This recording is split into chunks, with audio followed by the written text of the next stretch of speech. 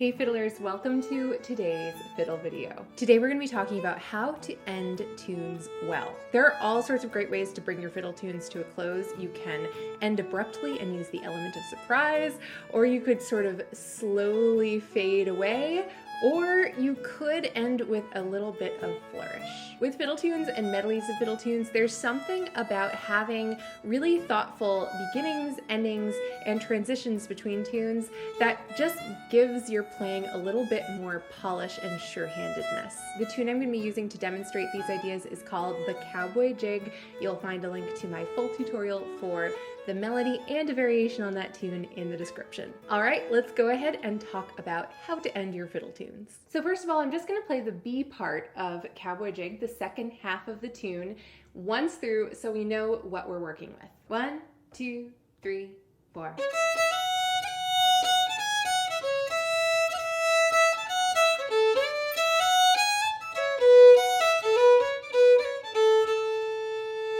So before we skip to the end, I just wanted to talk a little bit about the lead up to the end of a fiddle tune. I find that it's kind of nice to give your listeners a bit of a sense that the end of the tune is nigh. That sounds a little dire. So instead of just playing the B part as you normally would, it's nice to put a few abrupt stops in there that will kind of signal we're coming to a close. Here's what I mean by that.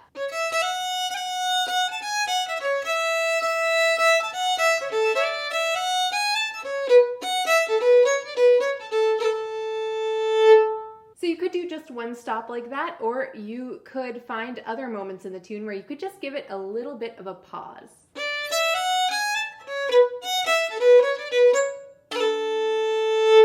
All right, putting that aside for the moment, let's look at the very end of the tune. The first ending is a real classic, and that is just holding that last note of the tune. This is perfectly acceptable.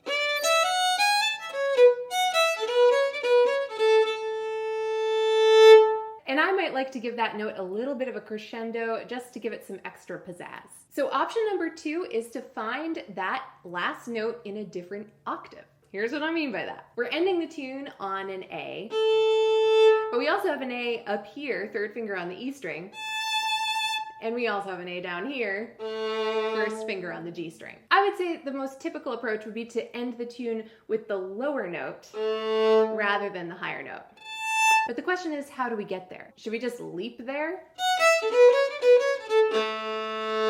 That's a little jarring. So you might walk your way down there using notes from the A arpeggio.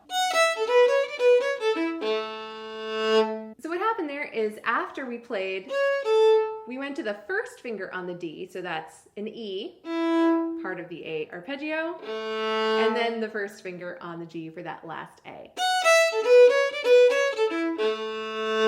If we did want to go up to that higher A, we could use the same approach, use some A arpeggio notes.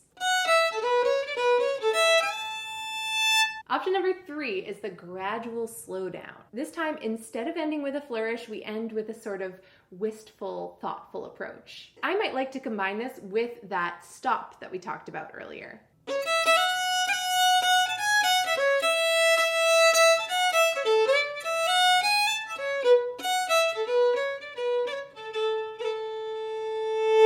Option number 4 is the abrupt stop. All we're going to do is we're going to play that last note and get our bows off the strings.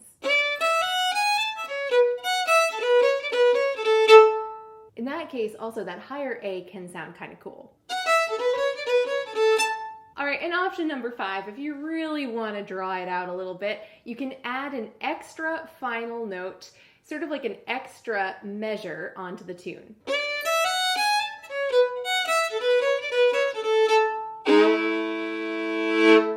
That extra note might often be the lower octave of the final note. And in this case, I made it a double stop with the 5th above that. So I used my first finger and put it over both the bottom 2 strings.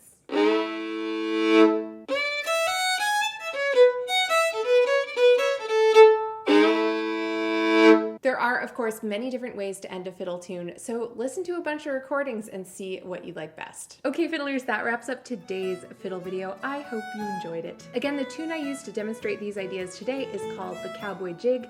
You'll find a link for my full tutorial on the melody and the variation on that tune in the description. Have a wonderful day, happy fiddling, and I'll see you soon.